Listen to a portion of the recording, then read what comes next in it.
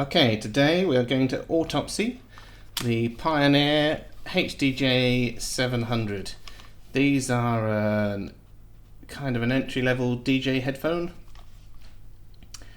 We normally deal with Pro headphones and audiophile headphones, which are built slightly differently. The Pro headphones, like the HD25 and the DT770, will be very basic looking, but nearly indestructible and user serviceable. The audiophile stuff will be very expensive, and this is what's known as a consumer headphone. So they don't sound quite as good as the audiophile ones or the Pro ones, but they look a lot fancier. So a lot of the stuff is done for looks and comfort. Obviously these are DJ headphones, so they've got to be quite durable as well, because they're going to be dropped and messed around with, but Pioneer do a couple of models above this which are a little bit sturdier. So we're going to get into it. These are basically a refresh of the Pioneer HDJ-500, which was out a few years ago, so many of the parts will be similar, which will have saved them money on manufacturing costs because they can use the same tooling. So what we're going to do is start by removing the pads. These are a PU leather with kind of a high density foam inside to make them a bit squishy, and you've got a fabric mesh there to stop air schmoo from getting in the drivers. Let's remove the other one. So underneath that we have the actual headphone drivers which produce the sound. They are held in with 3 screws, which is pretty good. Gives a nice sturdy construction and not too many screws. You know, it's a nice number of screws. It's one of my favourite numbers. Right, let's get into this. Alright, so once I've got these off, I'm going to unsolder the driver and we'll have a quick look at that part. Just waiting for the soldering iron to heat up. So the actual driver baffle, this black part here, is made of ABS, and then inside you'll have a neodymium magnet, some tissue paper here which changes the way the air flows through it, which they will have used to tune the sound. You can see you've got tissue paper over the back here and you've got a tiny hole punched there. That will be again to tune the sound.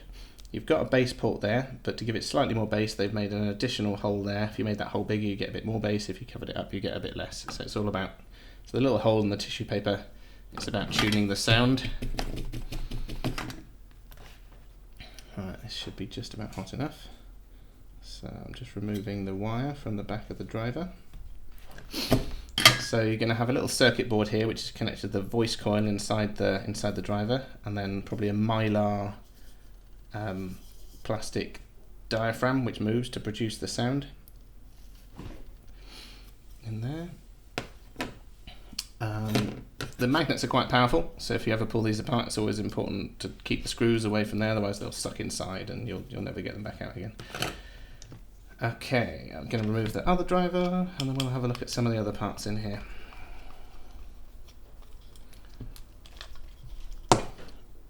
So the Pioneer headphones, personally, I'm not a fan of, but that is purely because they take me a long time to dismantle.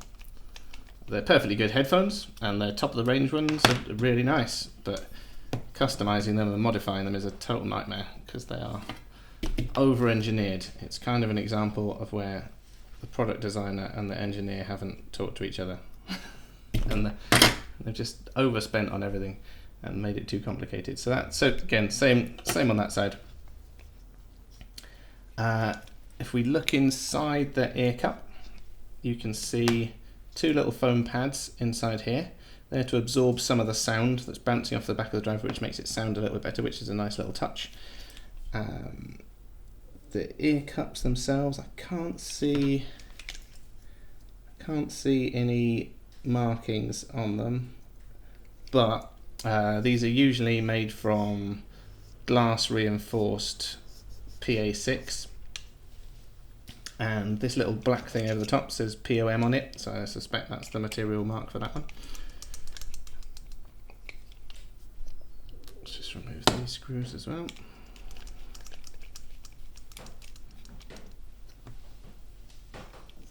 Okay, so that's that part removed, and that covers up the hinge. It is approximately 37mm and by 11mm, and that little circly bit in the middle is around 15mm. Okay, and then here we've got, I don't know if you can see that, we've got a little circuit board. This is where the cable plugs in, and that's got a little bit of tape over it to protect the connections, which again, it's a nice little touch. You don't see that, there's a lot of headphones that just have it open. It's a little bit of extra complexity there. They put a bit of tape over it. There we go, so I'm just going to remove that as well.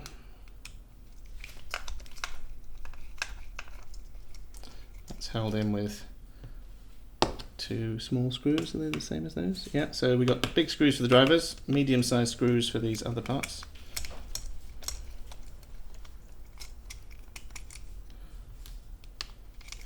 Okay, I'm going to unsolder that.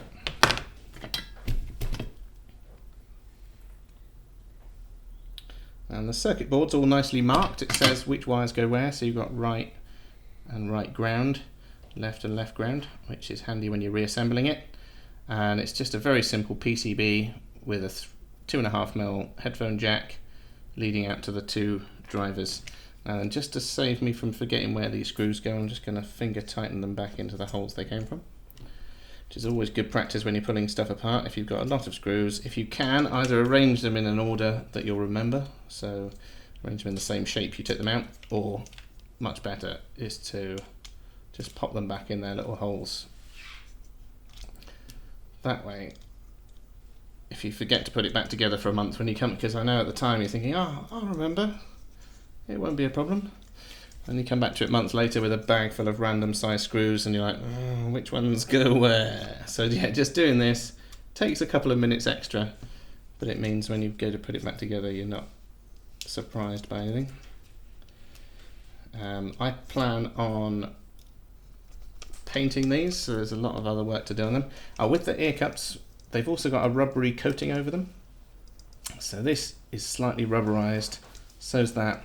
It gives it a nice soft feel, but it will make painting them a nightmare because that surface will react badly with any kind of solvents that you've got. I think it is some kind of, I'm not entirely sure what kind of rubber it is, but it'll be some kind of rubber over molding that they've done on the part. Okay, right, so we've got that far. And as I said, there's a hinge cover which doesn't seem entirely necessary on there, but it may be to block some of the air escaping out the back, which might affect the sound. The hinges themselves are like a puzzle box. It took me a while to work this out, but there's a small metal pin in there which you have to push out and then unclip some other bits, and it will eventually come apart. So I need some kind of pokey thing to poke that out with. Something pokier.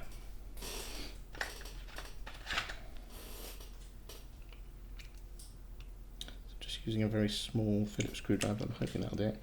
Yeah, so that's partially released the pin there, and then I can use some pliers to grab hold of that and pull it out. Hopefully. Come on. There we go. So that's a pin in there. It's not magnetic, so maybe aluminium. Yeah, looks like, and that is machined. You can see that it's turned, and they've turned that on a CNC lathe or something to produce that. So quite a lot of expense has gone into that part. You know, it's quite expensive part to produce. Then we've got this, which the pin goes through, which allows the hinge to rotate in both directions. I'll just stick that on there so you can see it's about probably 18 mil wide, with 2 little nubbins there that engage with these dips in the Earcup. Okay, so that's that nearly removed. The wire itself is just held in with a knot to stop it from being pulled through. So we'll undo that. easier said than done.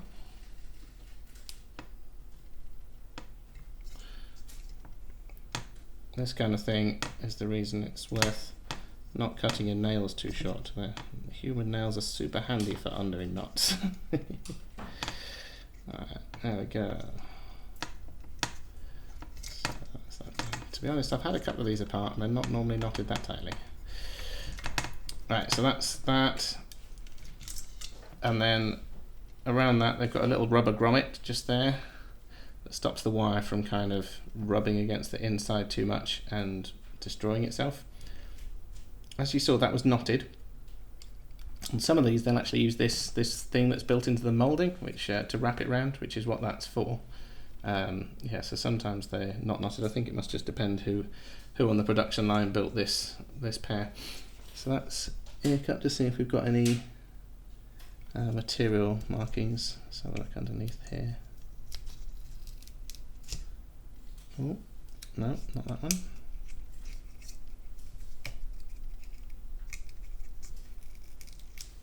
Oh, that's ABS as well. Yeah, so that's ABS. Okay, right, we're getting there. Let's get into this one now. So rinse and repeat. Poke out the pin. Grab it with some pliers. Pull. Let's release that bit. Undo the knot.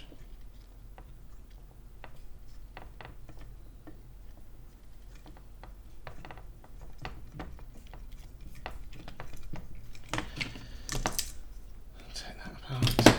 Okay, and then we'll just remove this piece that says POM on it. I think POM's a material, but I'm not 100% certain. Yeah, and this bit. That doesn't say what that's made of, but as everything else is made of ABS or POM, it's probably going to be one of those two.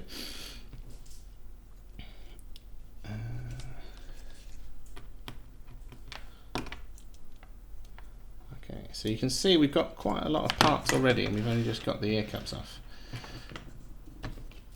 So next we're going to get further into the arms. So we've got 5 screws holding this on, which I think seems unnecessary.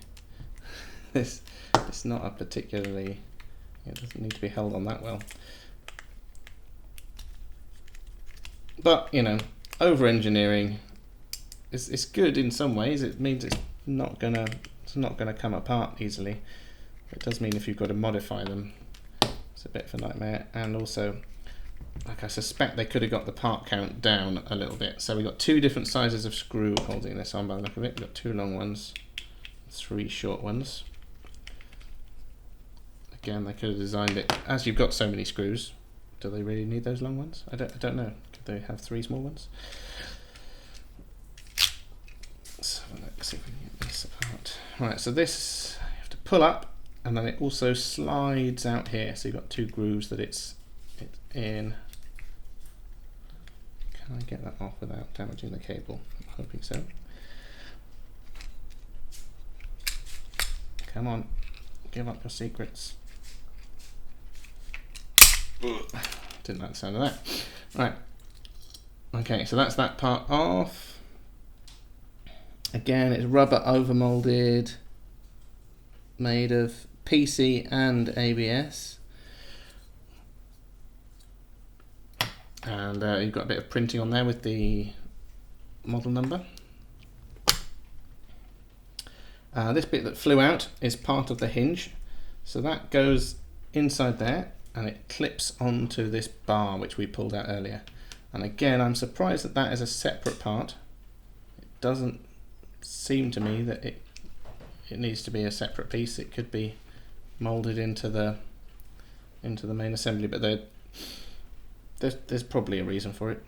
Okay, next, this shiny bit here of plastic, that's actually held in with 2 tiny screws.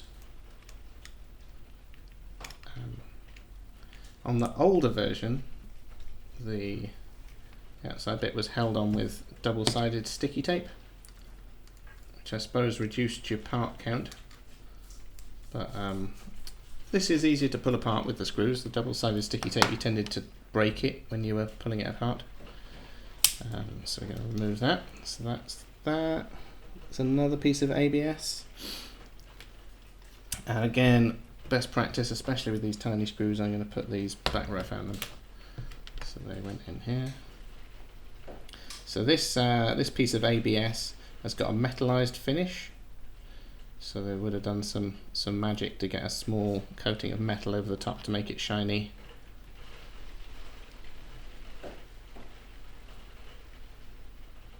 Let's just get that in there.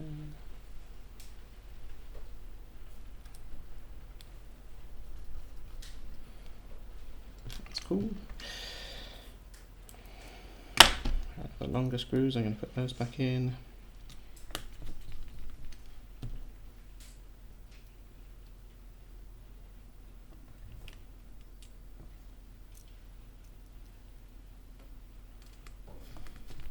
Yeah, and all this part count is why we don't normally customize these, because really to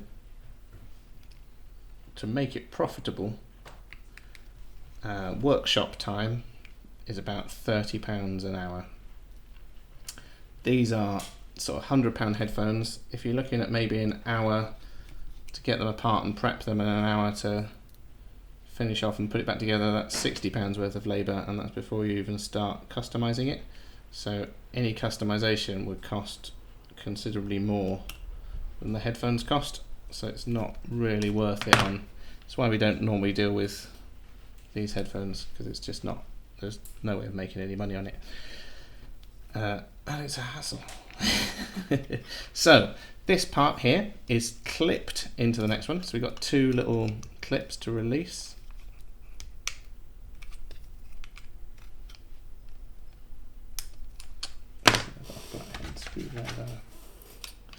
This bit, all of this, it's hassle, but it's not too bad. The bit that's really annoying is this hinge here, which is screwed in with screws that are made of a metal which is just not very strong, and then they use some kind of thread lock, so which is good because it stops it from coming undone. Like, these aren't designed to be serviced; they're designed just to last for years and then be replaced. But yeah, the thread lock and the very weak screw mean that you end up kind of rounding off the screw a bit when you try and get it out. Right, so that's another part down. Woo! So our part count is building. Okay, we're going to do the same on this side, so we're going to remove those two screws. This side again is held in with 5 screws for just this tiny bit of plastic. So yeah, it's very unusual design. So yeah, someone has gone crazy saying that, being very paranoid that this particular part is going to pop out or something, and no one has said, couldn't you do that with 3 screws or a clip and a couple of screws? But they've just gone overboard with the fasteners. Okay, so this one, how does that come out? Oh no, I missed a screw. See, that one screw was stopping it from coming apart. I don't think 5 screws is necessary. Okay, so that's off. But yeah, a clip and 3 screws, or 2 screws, would be alright.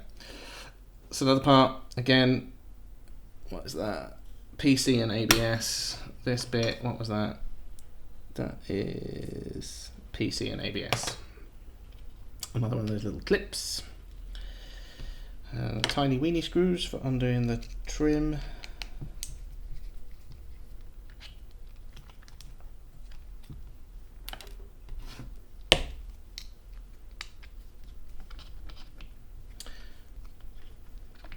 I've totally lost count of how many pieces are in this, if you're including the fasteners and stuff. But if you're really bored, you could watch the video, count them, and let me know. Whatever it is, it's too many. It's too many. Okay. Tiny screws. This is it. It must be assembled probably mostly by hand. Like you can tell by the way the different cables are knotted that there's definitely some humans involved in this.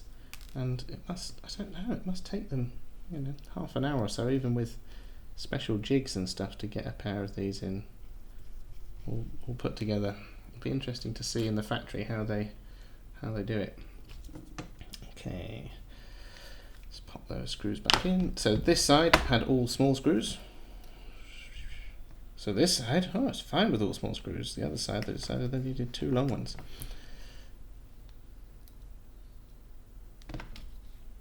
And a clip.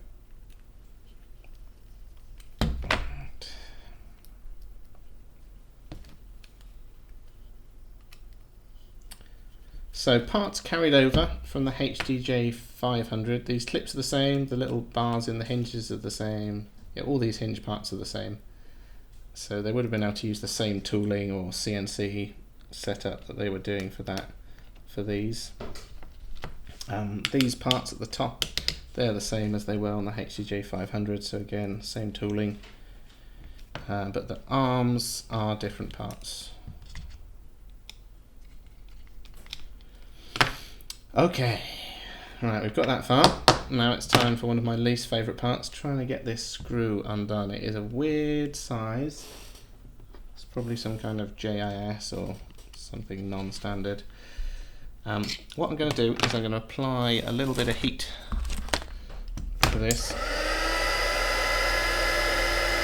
try and break the thread lock a little bit. So I'm just going to apply a bit of heat. This is a metal part on the outside, so I'm not too worried about getting the heat on it.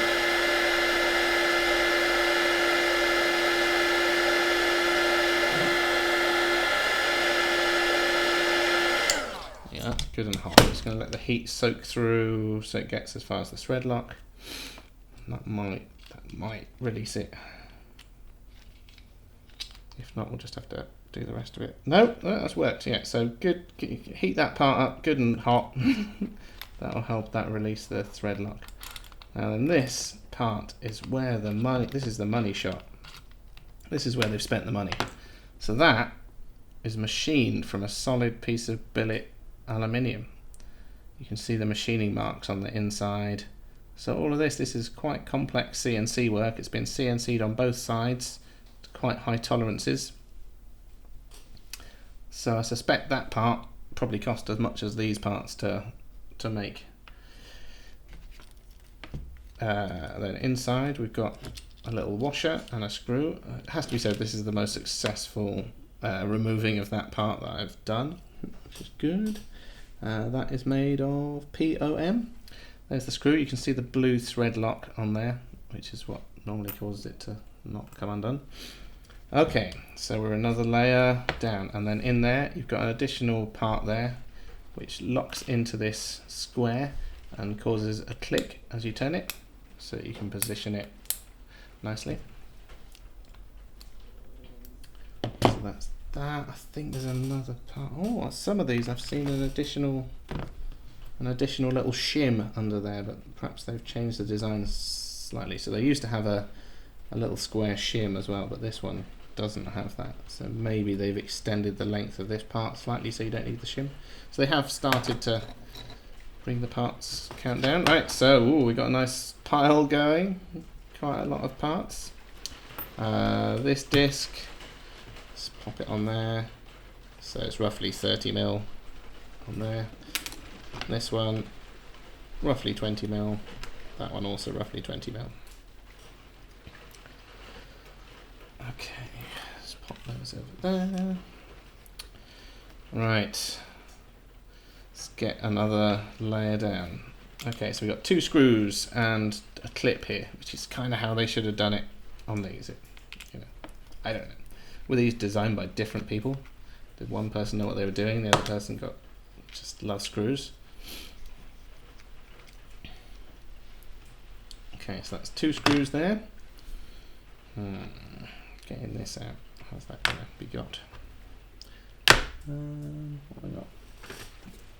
Pry tool. Okay, so prying that up and then pulling it off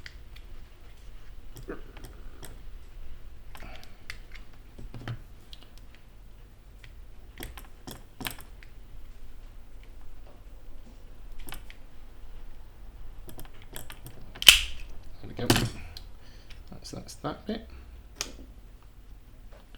And I'm going to remove, I don't know what's next. Yeah, this I know is booby trapped. It has a tiny spring in it which will try and escape. That is just held in with a clip, no screws. Okay. Come on. So I'm just going to try and slide that one out.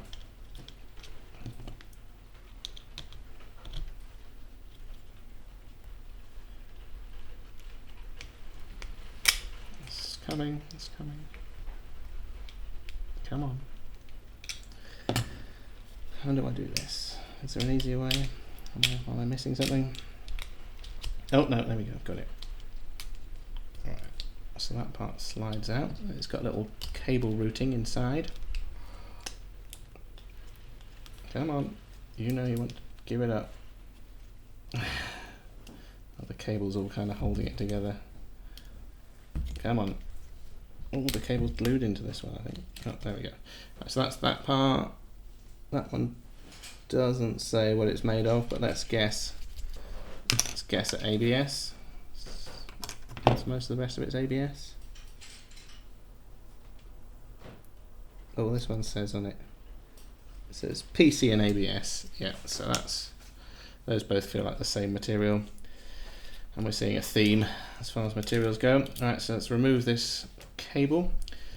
Now then, the clicky mechanism that clicks up here has a tiny weeny ball bearing and a little leaf spring in there, which will attempt to explode. So I'm going to cover it with my hand, and then hopefully I can catch any parts that fly out. Yeah, oh, I had it fall. There we go. Right, so we have a tiny weeny ball bearing there, roughly 1 mil diameter. And we did have a leaf spring, and that has sprung off. So I've got to find that now. It'll be around somewhere. And then that's removed.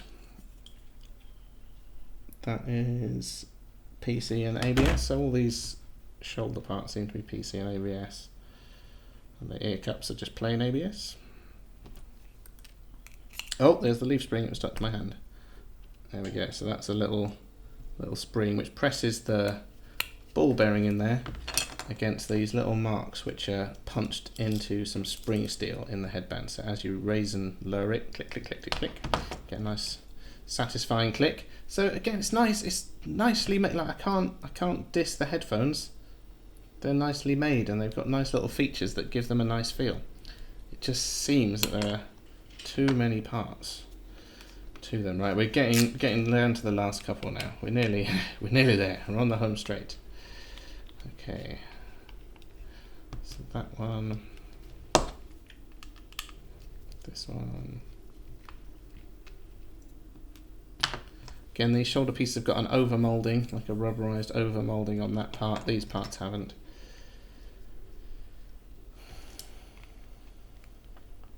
Nearly there.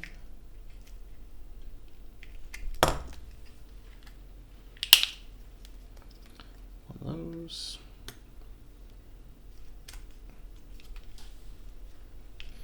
How's this one come apart?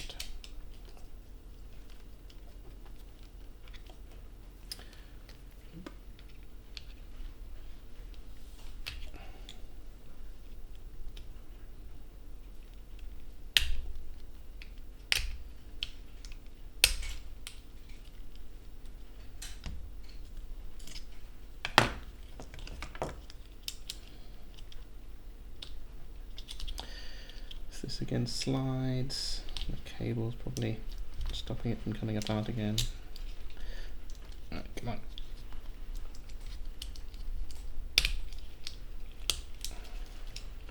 Getting this back together is no fun. Rerouting all these cables through the little channels that are in there. I don't know. Well, they clearly do it in the factory, and I have put these back together. But I can't think how there's a quick way of doing this. They're all in inaccessible places. Alright, come on, there we go. yeah, so you can see in there they've got all these channels and grooves in the mouldings, which is where which holds the cable. So again, it's nice. You know, they haven't just left stuff to chance, but possibly over the top. I'm not sure you need those in there.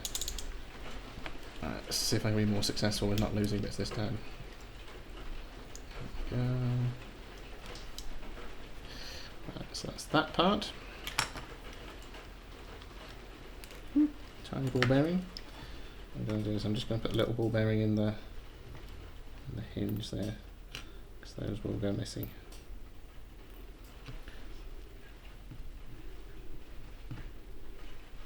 Alright, so I've tried to do everything on this little cutting board so you can see roughly what size these are. But yeah, these are, what are they?